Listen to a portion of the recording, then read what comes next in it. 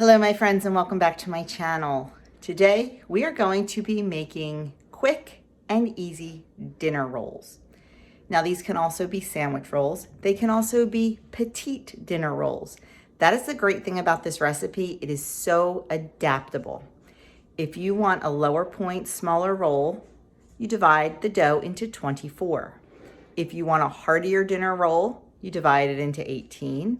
And if you want a sandwich roll, you divide it into 12. The points are about, I think, with personal points, it varies, but I think for the petite dinner rolls, it is 2 points. For the hearty dinner rolls, it is 4 points. And for the sandwich rolls, it is 5 points. The other nice thing about these is you can freeze them before you even give them their first rise, which is wonderful because you can make them ahead of time. If you know you're going to have company for dinner, if you know you're going to make these for Thanksgiving, whatever, you can make them ahead of time, freeze them, and then on the day of the event, pull them out a couple hours before, thaw, rise, and ready to bake. So today I need sandwich buns because we are having chicken Italiano sandwiches for dinner. So I am going to kind of hybrid this recipe. It's only Doug and I only have 2 chicken breasts out. So I'm only going to make 2 sandwich rolls, and then I'm going to make the rest into petite dinner rolls and freeze them because, we have a lot of soup and we like bread with our soup. So it works out perfectly for us. So when it gets to the end, it'll be a little odd how I'm going to divide up the dough, but just know you can do it all the same. You can switch it up, whatever. So let's turn around, let's see our ingredients, and then we're gonna get started on these rolls because, believe it or not, with the rise and the bacon, everything, they're done in less than an hour and a half. So for this recipe, we need a half a cup of water, 1 cup of milk, 1 tablespoon of butter that's melted, 1 tablespoon of honey, 1 tablespoon of active dry yeast, 3.5 to 4 cups of flour, 1 teaspoon of salt, and 1 egg. So let's get started. Okay, I have a half a cup of water in my measuring cup, and now I'm gonna add 1 cup of milk to that.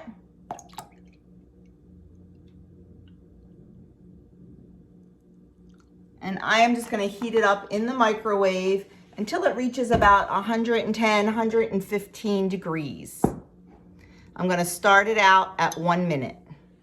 Okay, I have my milk and water at about 120 degrees, and that's fine because we're gonna be adding stuff to it before the yeast, so I'd rather have it a little bit warmer than I need it.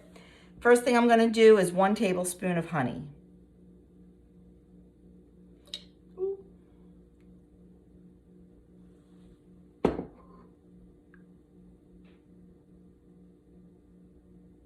I did spray my measuring spoon with a little bit of non-stick spray so the honey would come out nice and easily, and it did. And then to that, we're gonna add our 1 tablespoon of melted butter, and we are gonna give that a stir.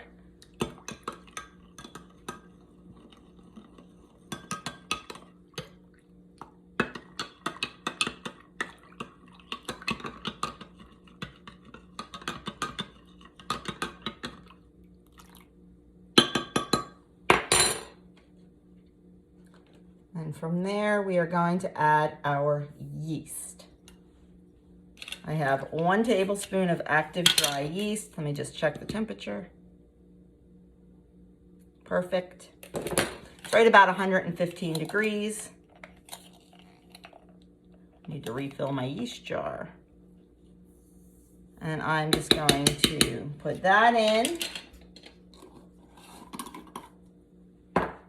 I'm gonna give this a little stir, and then I'm just gonna put it to the side and let it sit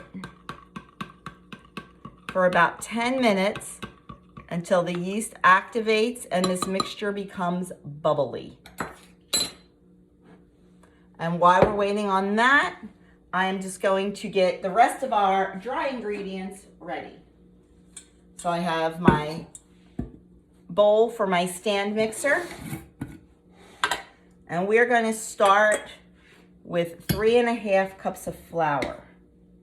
I based the points of this recipe on 3 3/4 cups because we will probably end up adding a little bit more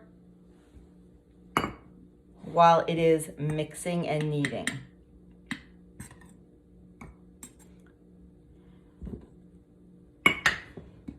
But for now, we are going to start with 3½.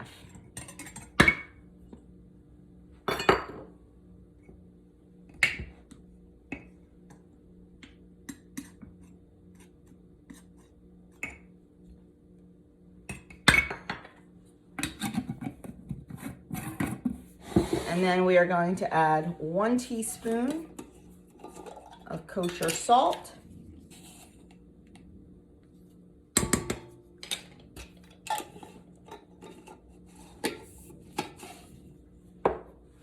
And we are going to just put this on the stand mixer with the dough hook. And I'm just going to let it mix around for about, I don't know, 30 seconds to a minute. And then we're just going to wait until our yeast activates and we will move on. So in true Joni real life fashion, my broken tripod just broke again. Yeah. So we're going to attempt to do this while holding the camera. We'll see what happens. So our next step, as you can see, the yeast is alive and bubbly and looking wonderful. So now what we need to do is we need to add this to the stand mixer, and we're going to mix it for about 4 to 5 minutes. If the dough looks a little wet, we're going to add flour 1 tablespoon at a time until it looks good, until it starts pulling away from the sides. You'll kind of know. And once it's all incorporated, we're going to let the machine knead it for 5 minutes. So let's attempt this here one-handed.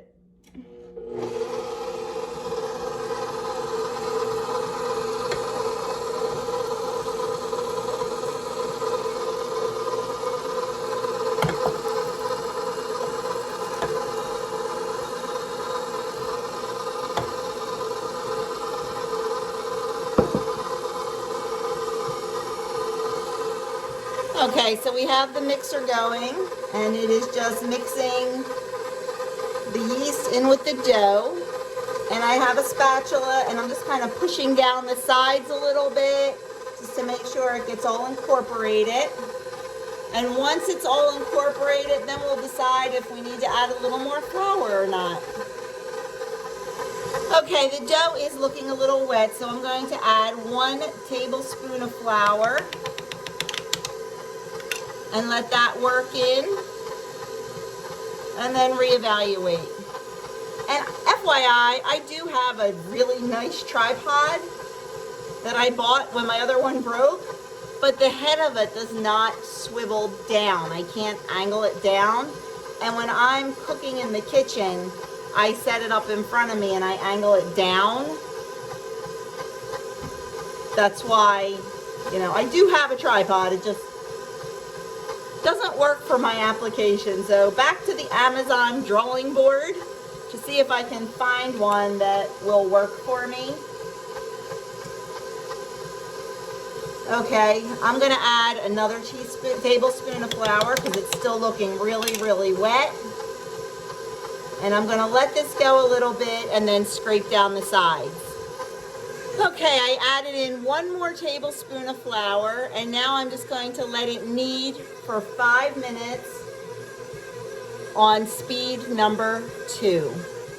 Okay, it's been 5 minutes, so I'm just going to get the dough out of this bowl and put it into a larger bowl that I just greased with a little bit of olive oil. I'm trying to do this one-handed, so I'm gonna have to put the camera down to do it. And then I'm just going to let it rise for about 15 or 20 minutes until it's doubled in size. There is our beautiful soft roll dough. And now I am just going to cover this with a damp, warm cloth and let it rise in a warm place for 15 to 20 minutes. Okay, here is our dough. You can see it rose beautifully.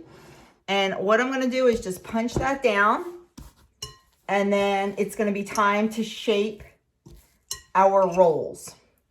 First thing I'm gonna do is weigh it. I have a bowl on my kitchen scale here, and I'm gonna weigh it out. I'm gonna weigh it in grams because it's just easier for me to work in grams.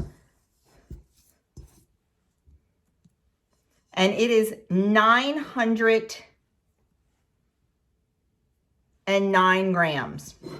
So here's where I make a decision. If I want to do petite dinner rolls, I divide that 909 grams by 24, and I know how big to make each one. If I want to make hearty dinner rolls, I divide that 909 by 18. If I want to make sandwich buns, I divide the 909 by 12.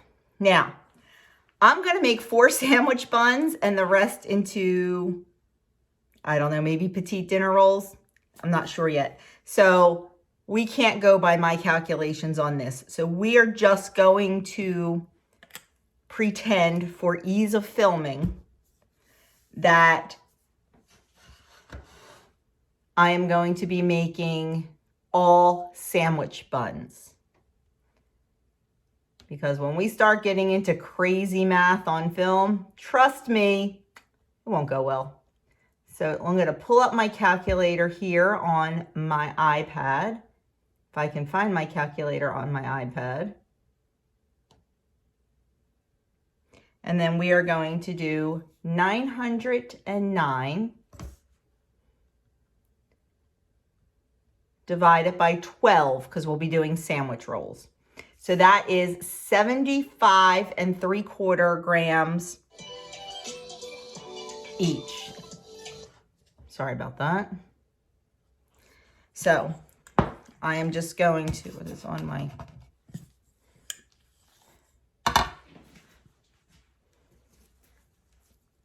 start popping dough into the bowl. Oh, no way. Exactly perfect on the first try. So then I'm going to take my dough ball and I'm just going to kind of move it around in my hands like this. Then I'm going to roll it because I want it to be nice and smooth. You want a nice smooth ball.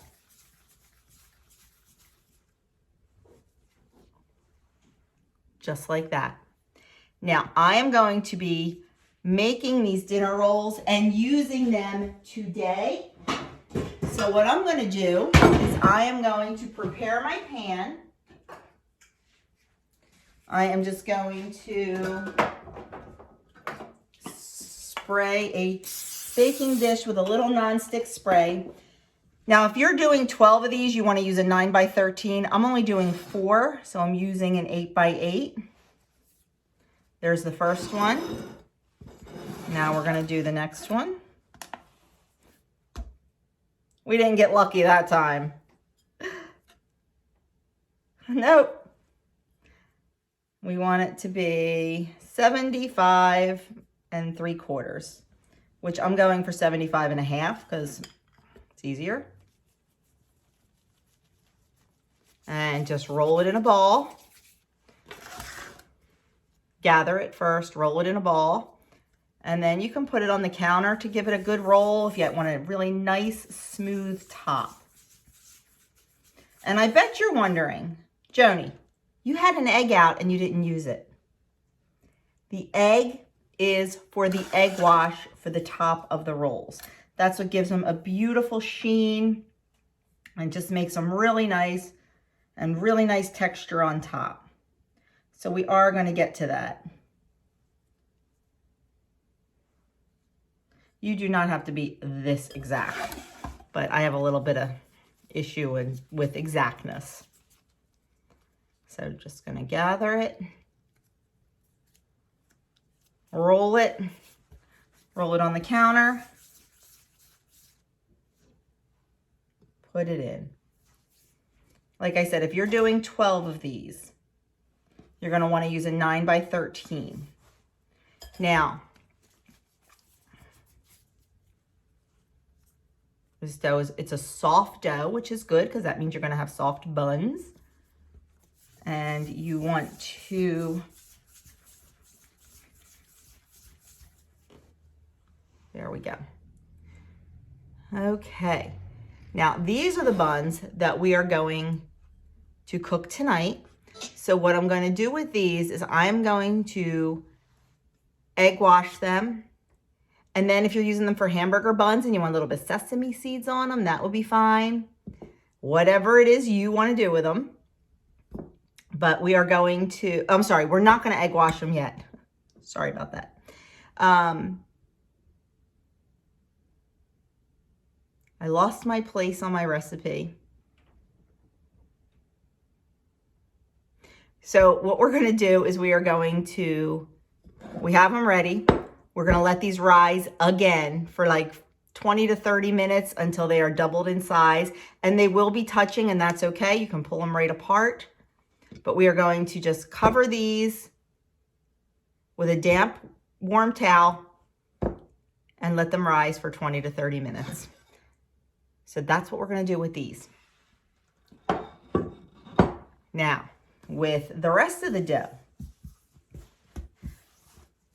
we're going to make petite dinner rolls with those. So let me go do a little math, and I will be right back to show you how to freeze this dough. Okay, did some fancy math. So I need to make these about 38 grams each to make the petite dinner rolls. Sorry if I seem a little scattered. We have a sick chicken, and Doug's been in and out of the house with her, taking her down the basement, giving her some medication, and it's been a little stressful today, but life goes on. Okay, so there is the size for the petite dinner roll, and we're going to do the same thing. Just gather it up.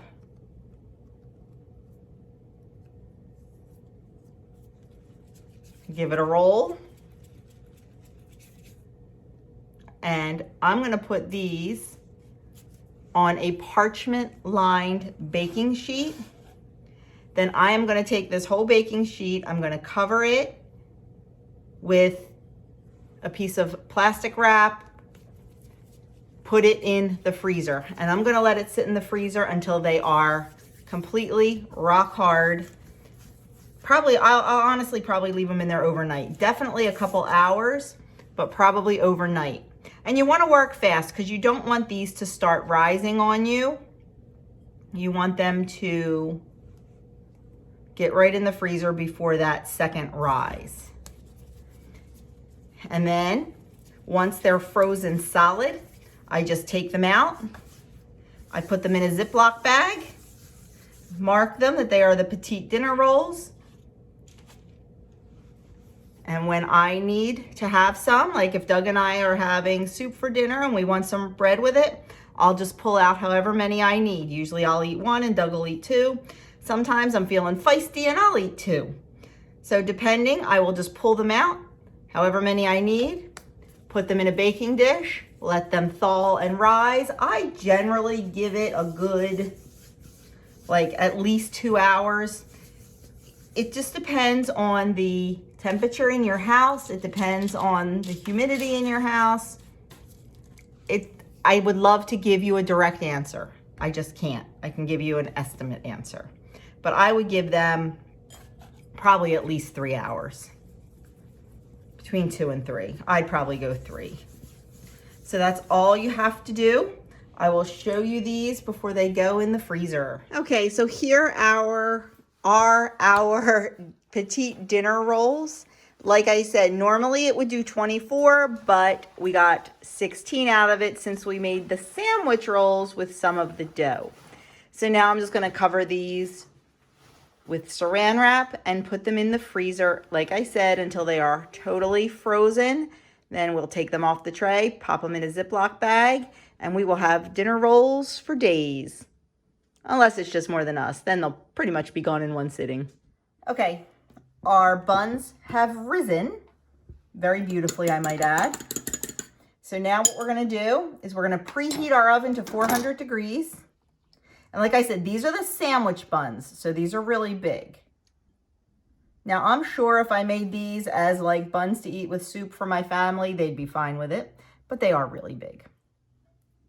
We're just gonna gently, because you don't wanna deflate them, brush them with egg.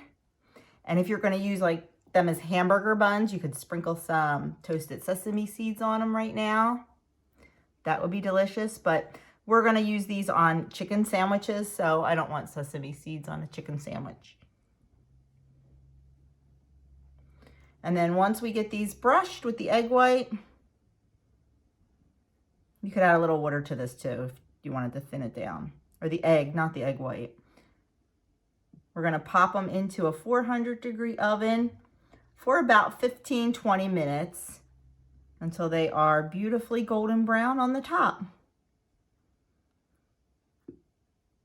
You would do the exact same thing for the petite dinner rolls and the hearty dinner rolls. Look how beautiful. Okay, they're gonna go in the oven and I'll show you when they come out.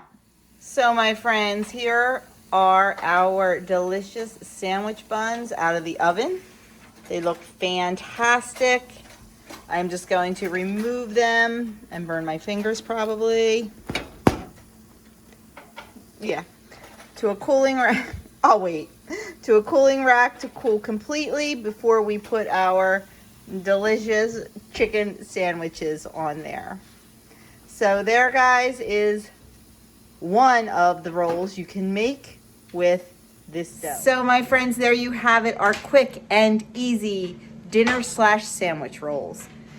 You've seen, if you watch any of my full days of eating, you've seen the little petite sandwich rolls that I make in those videos, and I'll make sure in future ones I point them out to you. But like I said, tonight we just baked 4 of the sandwich buns so we could have 2 of them for dinner tonight. The rest are in the freezer for future meals. So it's a great, great way to have something that's ready to go in a pinch. So that is the end of this video. Like I said, I will link the recipe in the description box below. You can go to my website, check it out, and get your personal points. Let me know in the description box below if you've ever made something like this before, or if you think you might want to give it a try. That is it. Thank you so much for taking a little bit of time out of your busy day to spend it with me. You have no idea how much I appreciate it. I hope you like this video, and never be intimidated by bread, guys. The ingredients are cheap. Give it a try. Have a good one, and I will see you in my next video.